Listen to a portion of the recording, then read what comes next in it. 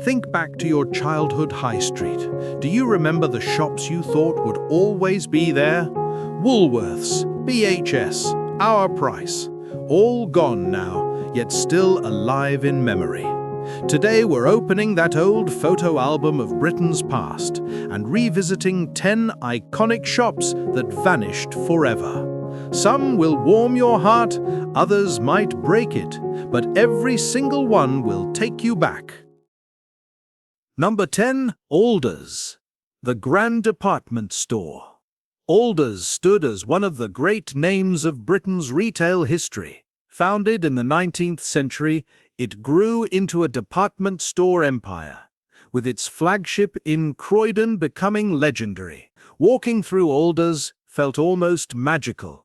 The perfume counters, elegant displays, polished floors, and escalators leading to worlds of fashion, furniture, and homeware. For many families, a trip to Alders wasn't just shopping. It was an event. What made Alders so special was its sheer scale and tradition. It offered something for everyone, whether you were searching for a smart suit, fine china, or the perfect Christmas gift. The store was also woven into community life, hosting seasonal decorations, holiday events, and the sense of wonder that only grand department stores could inspire. It was the kind of place where memories were made, from childhood visits to family outings. But the rise of online shopping and out-of-town malls slowly eroded its dominance. Financial struggles mounted, and despite attempts to modernize, Alders couldn't keep pace. By 2012, its last doors closed, leaving Croydon and many towns without their proud retail landmark. Today it survives in memory as a symbol of shopping's golden age. Number 9. Tammy Girl and Itam, fashion's first step. For many teenagers in the 1980s and 1990s, Tammy Girl was the shop that defined growing up. Bright colors, trendy styles, and racks of affordable clothing made it the perfect place for young girls to buy their very first outfits. Tucked inside Itam stores, Tammy Girl felt like a world of its own, where pocket money and dreams of independence came together. Itam itself had a long history in Britain, offering stylish yet affordable fashion for women. Together, the two brands became household names, often serving as a rite of passage for mothers and daughters shopping side by side. The excitement of buying a new dress for school discos or a fresh outfit for weekends with friends still lingers in memory. For many, those shopping trips were more than purchases, they were milestones. But as fashion trends moved faster and global chains surged ahead, both Tammy Girl and Itam lost their place on the high street. By the early 2000s, their stores had disappeared. Today, they remain a nostalgic reminder of youth style and the thrill of those very first fashion choices.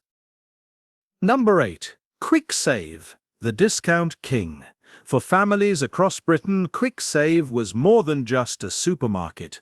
It was a lifeline. Founded in the 1950s, it built its reputation on no-frills shopping and bargain prices that stretched every household budget. Walking through Kwik Save meant shelves stacked with plain packaging, bold black lettering, and essentials that felt affordable to nearly everyone. It wasn't glamorous, but it was practical, and that's what mattered most.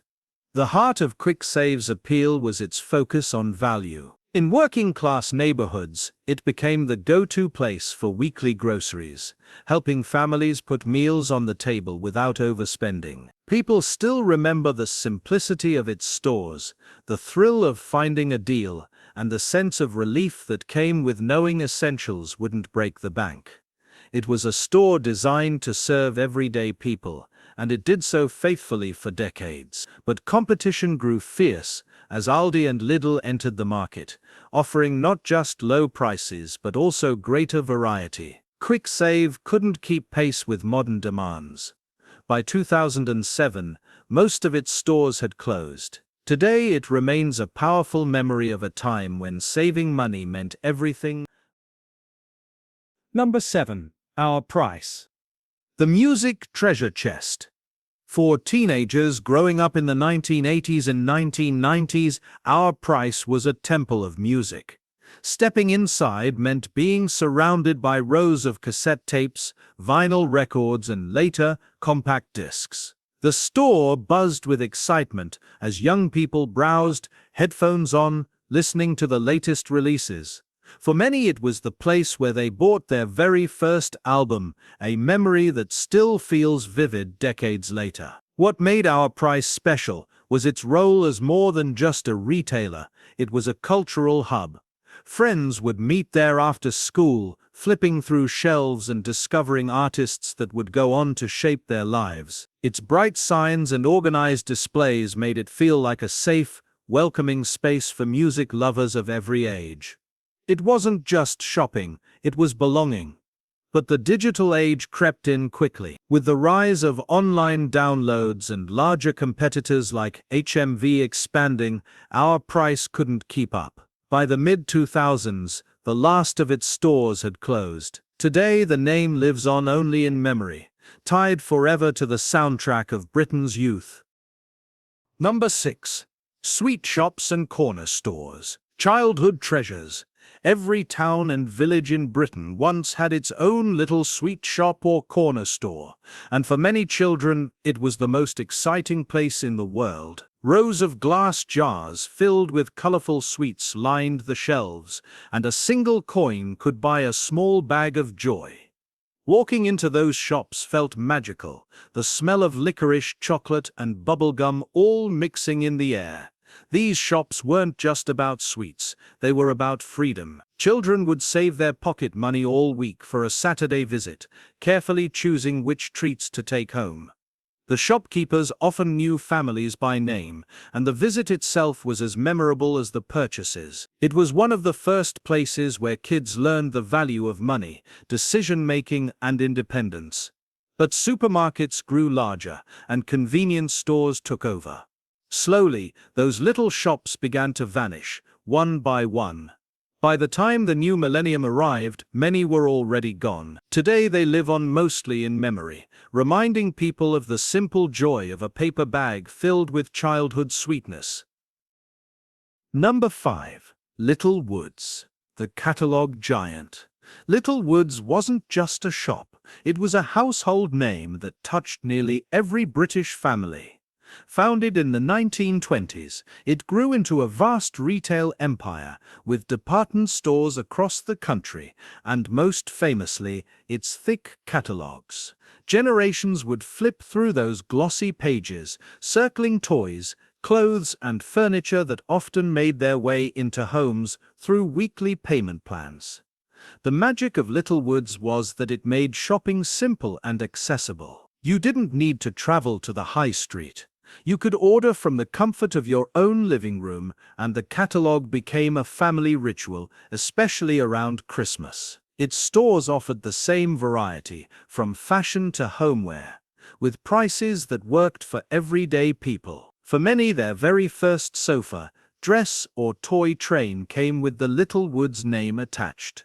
But as times changed, so did shopping habits. Online retailers grew, supermarkets expanded, and Littlewoods' famous catalogues slowly became outdated. By 2005, its stores had closed, and the catalogues stopped landing on doormats. Today, the Littlewoods name survives mostly in memory, a reminder of a slower, more personal era of British shopping. Number 4. Rumbelows, the electrical wonderland. Rumbelows was once the beating heart of Britain's electronics revolution. Founded in the mid-20th century, it became the shop where families bought their first televisions, radios, and cassette players. Walking into Rumbelows was like stepping into the future, with rows of gleaming appliances that promised to change everyday life. For many households, this was the place where technology first entered the home. What set Rumbelows apart was its focus on affordability and accessibility. Families who couldn't afford to buy outright could rent televisions or video recorders, ensuring that everyone could experience modern living. It wasn't just about selling electronics, it was about bringing new inventions to ordinary people. Countless children remember the thrill of staring at color TVs in the window, imagining the excitement of having one in their own living rooms. But by the 1990s, competition grew fierce. Larger retailers like Currys and Dixon's expanded aggressively, offering better deals and wider ranges. Rumbelows simply couldn't keep up. By 1995, its doors closed for good, leaving behind fond memories of a time when buying a radio or TV felt like stepping into a brighter, more connected world. Number 3. BHS, British Home Stores. BHS was a cornerstone of the British High Street for almost a century. Founded in 1928, it quickly grew into one of the most trusted places for clothing, homeware, and lighting. Walking through BHS felt welcoming, with its wide aisles and familiar displays that catered to families of every generation. For many, it wasn't just about shopping, it was about the comfort of knowing you'd always find something useful at a fair price. What gave BHS its unique charm was its balance of practicality and community. People shopped for school clothes, bedding, or household items, but often stayed longer to enjoy its cafés. A cup of tea or a plate of chips at BHS became part of the family outing. During holidays, the store felt alive with decorations, gift sections, and bustling shoppers preparing for Christmas. It held a certain warmth that set it apart from cold modern retail. But mounting debt and fierce competition began to weigh heavily. As fast fashion brands and large supermarkets expanded, BHS struggled to keep its footing. By 2016, the company collapsed, marking the end of an era. For many Britons, the loss of BHS felt deeply personal, a piece of everyday life gone forever. Number 2. C&A, fashion for everyone.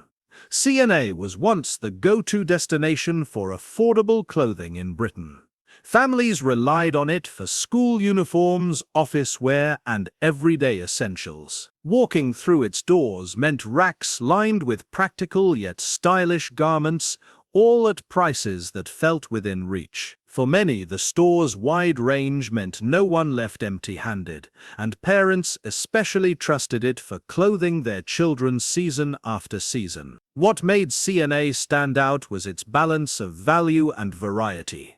You could shop for work suits, casual outfits, or even a Sunday dress without breaking the bank.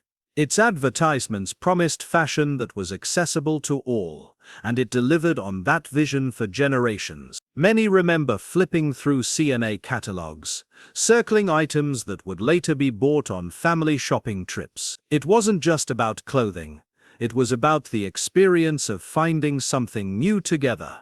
But retail trends shifted quickly. As fast fashion chains like H&M and Primark arrived, C&A struggled to compete with their speed and pricing.